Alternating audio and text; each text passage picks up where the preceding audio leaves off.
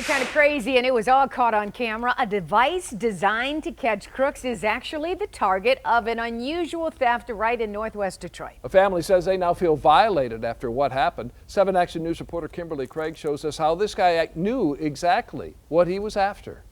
When a thief came up to this house in the middle of the night, it seemed he was after one thing, but he had no idea there was one security camera catching his every move. It's pretty scary, It's scary that someone would just come and just violate the home, period. Whether it's a doorbell, a sign on the front yard, it's a violation. This is what Wylene surveillance cameras caught on tape. The man looks like he's trying to break into her home, but he's actually stealing a Ring doorbell like this one that has a surveillance camera in it.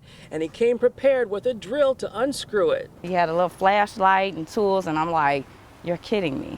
Wylene got security cameras and her Ring doorbell after someone broke in through a window in February, and one of her children came home after it happened. She said, "Mom, you left my back door open." I said, "Absolutely not. Please get out of the house right now." And even though no one came inside their home early Wednesday morning, Wylene just couldn't believe it. And I looked and was like, "Ma," I said, "the whole doorbell is gone." And while the thief tried to cover his face, someone may be able to identify him, and not just because of his tattoos. It looks like he had on 2 watches, maybe a little designer watch. I would have never thought that someone like this would have walked up to my door to just take from me or anybody. And anyone who might be able to identify a suspect is urged to contact Detroit's 12th precinct. Don't go to people's houses stealing like this, because we pretty much equipped now. People have cameras and weapons, and you just never know. In Northwest Detroit, Kimberly Craig, 7 Action News. That was a pretty good